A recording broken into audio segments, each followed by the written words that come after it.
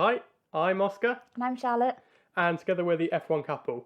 So today we're going to be doing our race weekend wrap-up of the Portuguese Grand Prix, and go through the winners and the losers in our opinion, and throw in some honourable mentions as well in there.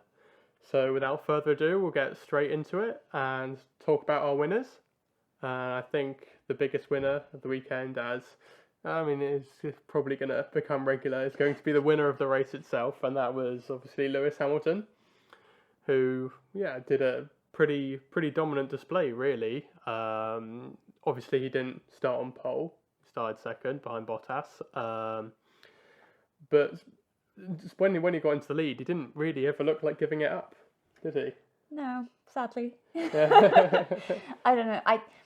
I appreciate like he's 100% in the winners category, but I just find it boring. It's like Hamilton gets in the lead and it's like, okay, well, that's the race over then, isn't it? Yeah, it was a bit like that. Obviously, behind the safety car after the restart, he made that little bit of a mistake, slightly mistimed it, and obviously Verstappen then jumped in. But yeah, when he then did a brilliant move on Verstappen, a brilliant move on his teammate Bottas to take the lead, and that was it. He didn't really pull away. He just sort of sat there around 4 seconds, 5 seconds in front. I mean, he had no need to pull away. Yeah, but exactly. It just felt like he controlled that the whole time, and he didn't look like giving it up. Well, I think that's the thing with him though. When he drives, you can just see his class, and he does what he needs to do, and that's exactly what he did. So yeah, absolutely.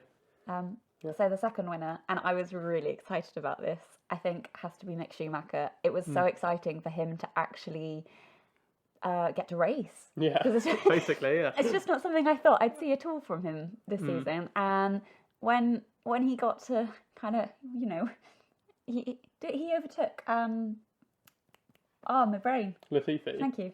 He overtook Latifi, didn't he? And that was really exciting. Like, I was really egging him on. And, in qualifying, he wasn't that far behind. And he was, but, relatively speaking. Yeah. And, he was over a minute ahead of Mazepin. And I just think, your teammate is the person you want to beat. And he's just showing how much better he is than Mazepin. And it's exciting. And I'm just pleased for him because his car is horrific. Yeah, I think the thing was for him this weekend was it was the first time, first really that we've seen him on track, because he had that little bit of a battle with Latifi, but that he's really outperformed that car. Obviously in Imola he had that little bit of an incident where he crashed behind the safety car, and in Bahrain he had a bit of a spin there as well, but it seemed pretty clean. And he just seemed to really thrive for the first time, and that was great to see. Great to see him beating out the car that's not his teammate as well. It's just a solid weekend from him, a solid showing, and something I hope that we can look forward to seeing a lot more of over the coming seasons and years, and I think that's no doubt, hopefully in better cars than he's currently in. But you'd hope so. So another one, I guess, is Alpine. Oh yeah, definitely. I messaged you on Friday when you were at work, and I was like, they're actually doing okay in practice, and that was really exciting. And then I just feel like the weekend got better and better for them. Yeah, obviously they looked like they had the pace this weekend, which they haven't really looked like they've had in either of the first two races. Obviously Ocon did a very strong qualifying in 6th. Alonso not so much, out in Q1, out in Q2 even, in 13th place. So he'd have been disappointed with that, I'm sure. But converting them into a 7th and 8th in the race, very, very impressive showing. Obviously Ocon may be a little disappointed to have slipped back a place, but Alonso showing his class as we will expect from him, driving through the field to come to 8th, and a solid weekend for the team. I mean, they were quicker than Tauri throughout the weekend, which they haven't really looked like being in the first two races. Both of them finishing ahead of a McLaren and a Ferrari as well is definitely a positive step for them. Yeah. Obviously, Portimao's been a bit of a weird one. Cars not exactly looking like where exactly they should be. So I'm just hoping that they'll be able to show this pace again in the coming races. Yeah. I think, it was kind of everything you're saying. It's just the first time we've actually seen it look, I don't want to say half decent, but kind of half decent. Yeah. I was kind of disappointed because Renault did so well last season that when the Alpine came out and it wasn't looking that strong, I was like, oh no. But yeah, I mean, it's got to have stung for Ricciardo a little bit. Yeah, probably. I mean, I'm sure he'll come into his element when he gets more and more into McLaren. But yeah, and talking of McLaren, our last winner is Lando Norris. Yeah. He's just had such a good start to this season. It wasn't as spectacular as his first two races, especially not as spectacular as his podium last time out. But yeah, another fifth. A fifth place. That's a third, fourth, and a fifth so far. So he puts him third in the championship as well. I mean, I'm sure he would have taken that after 3 races at the start of the season. And yeah, just best of the rest again. This is the 4th race in a row because, of course, he was also best of the rest in Abu Dhabi at the end of last year. So yeah, he's just nailing himself on to be that king of the midfield for this year. I can't see him staying in third as much as I'd like him to, No, but I think it's kind of amazing, and I'm excited to see what is going to happen, especially when they stop developing the cars.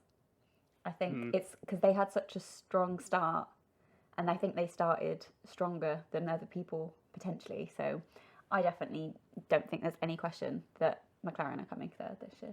Yeah, I think they have to be. Obviously, it might be close with them and Ferrari. It depends who stops development for this year first. I dare say there will probably all the teams will stop around the same time because they have to focus on 2022 and the new regulations coming in.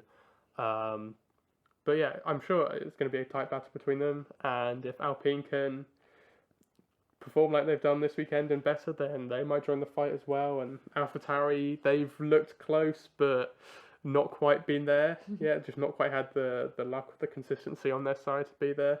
They could join the fight as well. It could still turn out to be really good midfield battle. I do feel like Norris just sort of sat there. He was kind of, there wasn't much going on for him. He was just sort of in no man's land, and it felt a little bit like Verstappen last year. Yeah, just sort of sitting there, not really attacking anyone in front because they're too fast, but quite a lot quicker than the people behind. Yeah. I'm sure he'll be more than happy to have that at every race this season. Yeah, I don't know. I think he'd like to do a bit of racing, but yeah. I mean, there was a little bit of. It was good to see a little bit of battling between him and Carlos as well. That was good. Although obviously Sainz dropped back a bit later on during the race, but yeah, that was good. Yeah. So, shall we move on to some of our losers from the weekend? Yeah, I think we need to. Yeah. So I guess the first one is probably Aston Martin. Mm-hmm. I mean, the weekend started off well for them, with Vettel making it into Q3, which I was really excited for actually. But then that was it really for them. It just felt like it got worse and worse. Yeah, I mean, it just wasn't a good race. Obviously, Stroll out in Q1 again isn't good for them at all. I can't remember if they had anyone out in either of them out in Q1 in Imola, but certainly Vettel was out in Q1 in Bahrain. So I feel like Vettel might have been out in Imola. Yeah, either way, it's not gone well for them in qualifying so fast, and it's not really gone well in the races either. I mean, in Portimao, 13th and 14th at the flag is really not where they'll expect to be, given that just 5 races ago that team was winning. So yeah, it's certainly a hard pill to swallow for them. But having said that, Vettel wasn't starting in the pit lane, so they neither of them had big brake failures on the formation lap this time, so you can take some comfort from that, perhaps. Baby steps. Yeah, but it's just they just, and especially with Alpine being up there and being close to McLaren and Ferrari, they just seem so cut off. They're more fighting with Alfa Romeo for like that sort of class that's sort of between the Williams and the Haas and then the rest of the midfield now. It's just such a step back. And obviously, I mean, they've been hit so hard by the regulation change, but they can't just hide behind that because, you know, Mercedes, they've had a similar problem, but they're still there pretty much probably at the pace that they should be. But Red Bull have made the step forward there, which is why that gap's closed. But you can't really excuse them for falling this far behind.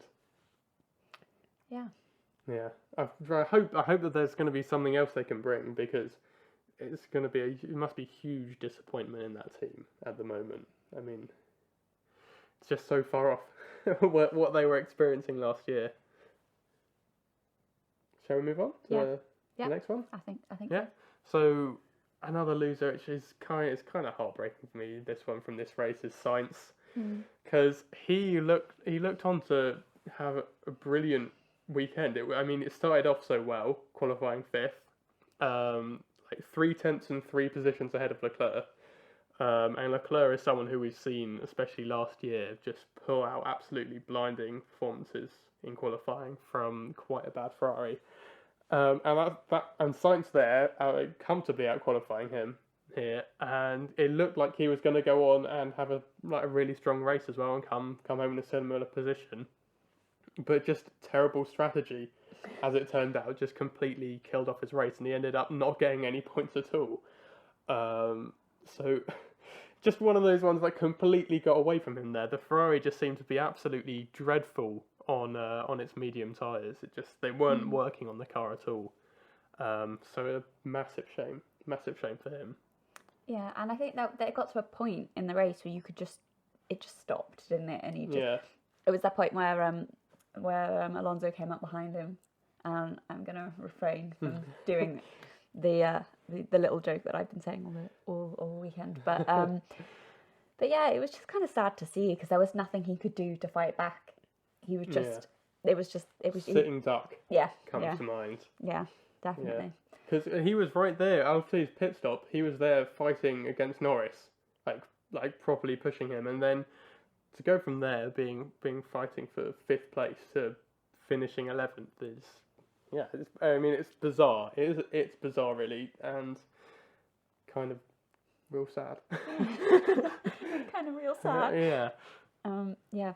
So I guess the next one is, I feel like this is going to be a running theme. But Mazepin, like, what? Yeah, it was a properly rubbish race for him. I mean, obviously in Bahrain, that was about as bad as it can get, crashing at the 3rd corner. I mean, I suppose, the positive you can take from this race is that he finished again, Yeah. But, yeah. Imola, it felt like in Imola he made a little bit of a step forward. Obviously, he still did have a little bit of a spin, but it was near the end of the race, and he seemed a bit more at the pace, nearer the pace of Schumacher, but then this weekend he was just so far off. I know he pitted twice, but I had honestly, I kind of passed me by. I just looked at it and I was like, oh my goodness, he's a minute behind. What's going on? Yeah. So, obviously, that will have cost him, I don't know, about 25 seconds, I think they say. I thought they said it was 35 this weekend. I think it was about 25 seconds. I think you're wrong, but... Okay. But still, that would have, even if he hadn't have made that stop, it would have put him at least over half a minute behind the next person up the road. And that's not taking into account things like tyre wear. That would have probably cost more time as well.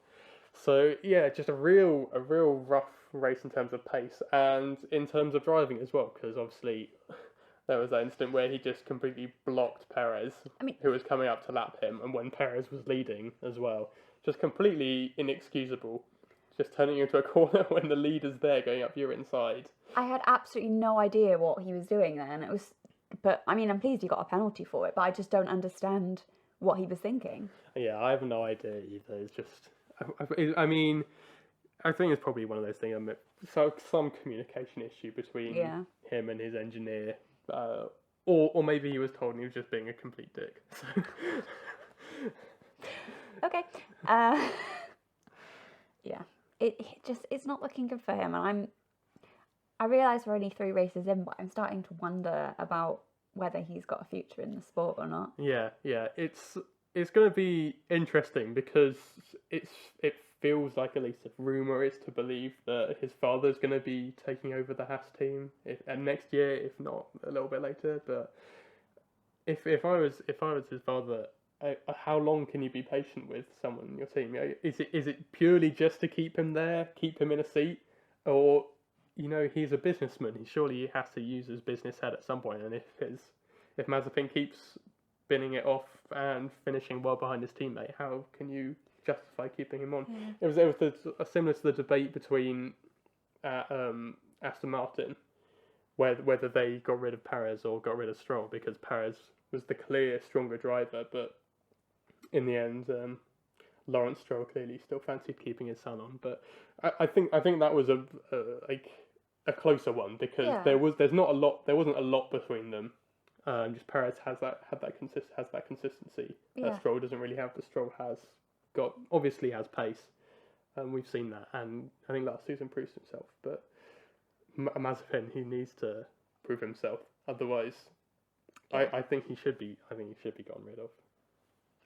Wow, harsh words. Yeah, he's still got time.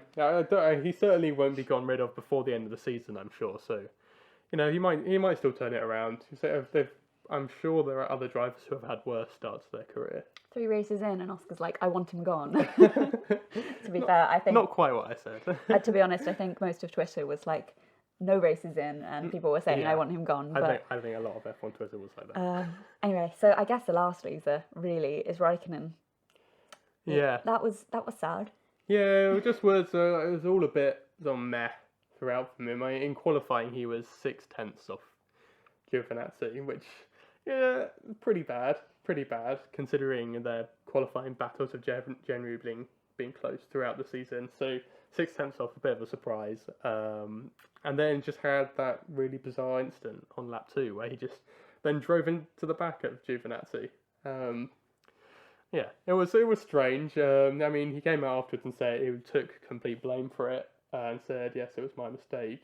It was clear he was adjusting something on his steering wheel and just not looking up, looking down, then just drove clean into the back of Gio. So, yeah, a strange lapse of concentration from him, given that he's one of the most experienced guys on the grid as well. Yeah, do you feel like he's coming to... of course he's coming to the end of his time in F1 because... Yeah. Because, is it 20 years or something crazy that he's been in now? Yeah, 2001 he debuted. That's fine. That's the only thing Tsunoda was born. But it's just... I just feel like he can't... Is this going to be controversial? I kind of wish Raikkonen had gone and they'd brought Eilert in. Yeah. But then I guess Eilert was... I don't know. I'm going to stop before I put my foot in it. No, keep going. I don't know. Some of me is just like, well, he's not doing that great, so why not just let someone else have a go? Yeah, I think the thing is him and Gio were close last year, and they get on really well, which is really important for the team. Yeah, I know. And you've got the experience there, sort of almost coaching Gio. I'm sure it's not directly like that, like he's mentoring him, but I'm sure that Giovinazzi can learn things from Raikkonen, unquestionably. And just having a good positive vibe going on within the team is important. And they probably, I'm sure they didn't want to spoil that, really. Yeah. If then they bring it, they for this year they dumped Raikkonen and they'd brought Eilert in, then it's going to be 2 guys who are fighting against each other to really prove themselves. But you don't necessarily need that. Neither of them are really proving. Obviously, Raikkonen's not got anything to prove. He's been there, done that, and got the T-shirt. Yeah. And now he's just doing it for the fun of it, really. Well, I think that's exactly my point. And I'm not really sure what Alfa Romeo are gaining. Like, I know you say experience, but I don't know. I think we should move on. But yeah, I just think for them, it's the experience of having someone who's won the championship in that car is probably big for them in terms of development. I'm sure it's helped for this year them making the step forward that it looks like they have. If they had 2 rookies in the car, probably wouldn't have been able to do that. Well, yeah, I get that, but I don't know. That's just my opinion, and I think we should just leave it. Yeah, as I do still think this will be his last season. I'll be very surprised if he's back next year. How long is he the longest? I'll say serving. Is he the person who's been in F1 for the longest ever? I don't know if from first race to last race of time wise it's the longest, but he definitely has the most entries. Yeah. Anyway. I dare say it's the longest career in terms of years as well. I would be surprised if anyone was above that. Yeah. Possibly Rubens Barrichello, because he was the one that Raikkonen took the most number of starts off of. Wow. Yeah. Yeah. Anyway, shall we move on? Yeah. So some other drivers who are definitely worthy of a mention. I think unquestionably the first one should be Verstappen. It felt like a weekend of what could have been for him. Because obviously he put in that lap in Q3 that would have been comfortably quick enough to take pole position, but got done for track limits. A little bit of a shame that one, because it was clear that making the mistake in running wide had already cost him time. So then losing the whole lap feels like a bit of an over punishment, but I just don't know what you can do about that. I think the rule is probably fair as it is, because how then do you judge? How at what point is it that someone's gained time rather than lost time? Yeah, you have to have one rule for everybody, and it sucks, but that's what happened. And I actually was a bit bothered by everyone going on about well he could have been on pole, but he wasn't. There was the track limits issue. He broke the rule. Maybe that. I mean, I really like Max, but that's how it is. And I guess the same kind of goes for the final lap of the race as well. Yeah. Although I found it very amusing when the way that he had no idea, and the Sky presenter was like, "Oh yeah, you didn't get fastest." Yeah, he was clearly very annoyed by that. Yeah. Yeah. But at the end of the day, that's only 1 point gone. Oh yeah. Of course, at the end of the season, if he loses the championship by 1 point, then all fingers will be pointed at this instant. But I do feel like it was either he was lying or there was a communication issue, because it was called turn 14. Yeah, turn 14. Well, he seemed to have no idea that he couldn't do that there. Yeah, I think it was probably just heat of the moment right afterwards, trying to make an excuse for saying that. I'm sure he had been told that and was very aware of it. But yeah, just if he hadn't have had that lap time qualifying deleted, he'd have been on pole. Then could he have gone on and won the race? Maybe. He's come out and said that he probably couldn't anyway. The second was the limit. Hamilton did look good. He looked fast enough to probably have got that. But we'll never know. It could have been a win. Again, do you know what? Every week Max does this, shoulda, coulda, woulda thing, and he kind of has a bit of a whinge about it, and I'm fully on board with him on that. He didn't win, so there's no what could have been. He didn't. Yeah, and exactly. I'm fully in full agreement with just don't ask the question. It didn't happen, and just I know they have to because it's their jobs, but I'm finding it frustrating you saying, well, this is the weekend that could have been for him, because it clearly couldn't. It wasn't. Been. It couldn't have been, and it wasn't. Yeah. Like you say, Hamilton was ahead. Hamilton did better. It just what happened. Yeah. It was annoying. It was just like those 3 different really small errors in there. Obviously in qualifying, losing the fastest lap, and then also when he ran wide and Hamilton got past him. But the thing is, this is what differentiates Verstappen from Hamilton. Hamilton has the experience and wouldn't make those mistakes. And Verstappen is still young, and he still is making those little mistakes. Yeah. And I'm sure in a few years' time he won't be, and he'll be at that level. But for now, because of those mistakes, Hamilton was better. That's just how it is. Yeah, it's just last season he had tidied up the mistakes so much, and except for all those times he crashed out. No, but he didn't. He didn't really last year. He made, from my memory, one mistake really in the season, and that was in Turkey when he was trying to overtake Perez in the wet and span the car. But you can almost forgive that because it was such a crazy race anyway. He might have felt that he still had the pace to come back up and overtake again, or he could have felt that the tyres were going to go off and he was going to lose out anyway. So yeah, but they are just small ones. I can almost forgive him for it. Running wide by like that much is for audio listeners that was about 3 inches. You say that, but you weren't willing to forgive Russell, were you? Yeah, that's true. That's true. But I think that's different if you're running wide and losing a lap time compared to running wide onto wet grass and then crashing to the side of something. It's completely different. Anyway, so I guess someone else we should probably mention. His teammate. His teammate. Yeah. And I was really, really pleased for him. It felt like he's so nearly there now. And I'm excited to see what he can do because I definitely don't think that there's been an issue with him being Verstappen's teammate. And I've seen interviews and he seems quite pleasantly surprised by Max's attitude and his personality, and that's nice. And I have to say that Perez caused the highlight of the race for me when Hamilton was like, blue flags, and it's like, no, he's ahead. Yeah. I think that he pretty much performed exactly the task that Red Bull wanted him to do this race. I mean, he came home 4th in the end, so he was there. If any of the 3 leaders made a mistake, he'd have been there to pick up the pieces and take a podium.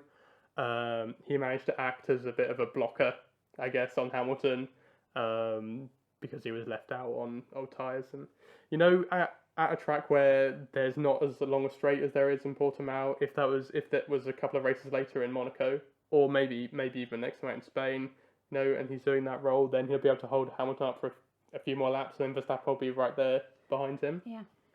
The only real criticism I have is that he didn't get off to a great start. He wasn't right there at the front. I think if he hadn't have got overtaken by Sainz and Norris towards the beginning, then he would have probably been at the back and been able to play more of a game in terms of strategy, like being left out and then being able to go on soft at the end and being able to maybe even challenge to get Bottas as well. Yeah, but I think that was a tyre issue, wasn't it? Like the tyres just haven't heated up yet. I'm pretty sure that was what... but by the time he'd got back past Norris or let back past Norris, and he was about 20 seconds behind at that point already. If he wasn't that 20 seconds behind, he could have easily then been in the mix in terms of different strategy. Red Bull could have either pitted him a lot earlier or a lot later, and then just throwing that dynamic, it just gets Mercedes then probably need to react with at least one car as well. So, and that's my only little criticism of him. I believe before the season started, he gave himself 5 or 6 races to really be nailed in with the car. So 3, and he's seeming pretty much there. He's now led some laps as well in this car, which is a positive, even if a pit stop behind. Yeah. Something I really like about him is that he comes across as quite mellow and like a team player. Yeah. And I like that, and I think I think maybe that's why there's quite a good dynamic with him and Verstappen. Yeah. I think it pretty much throughout at least his career over the last 6 or 7 years, probably. He's definitely been that bit of a team player since he was at Force India. He's always been, when he's been on the podium, it's been like, yes, this is great for the team. This is great for the team. Yeah, and I think as well, it must be refreshing to not have somebody trying to prove themselves against Verstappen, because he already has proved himself. He's got 10 years of experience. Yeah, and I think the pair of them, and like you say, like the strategy and him mucking with Mercedes heads, I guess, a little bit. Yeah. It's going to be exciting, and I definitely think he played his role in the team this weekend. Yeah, I think so. So another person I think worthy of mention is... I don't want to. Is Ricciardo. Obviously he had an absolute nightmare in qualifying out in Q1. Something you don't expect from the McLaren. They've been so consistent. Like up there atop Norris especially, showing the pace of the car. So him being out in Q1 was pretty rough for him. But then a great drive back through the field as well to finish 9th.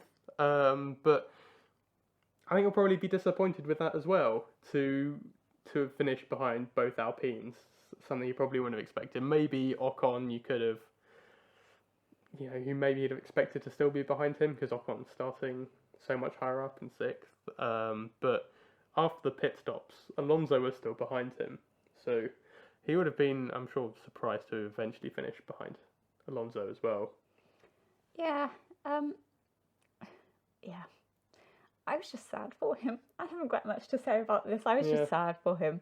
Yeah, he was very, very deflated after qualifying. I think it's quite rare to see him that deflated. Obviously, he still had his mask on, so you couldn't tell if he was smiling or not. But he wasn't a big smile like he usually has, even if it's been a mediocre session. I don't feel like it's kind of heartbreaking because he is that big smile, isn't he?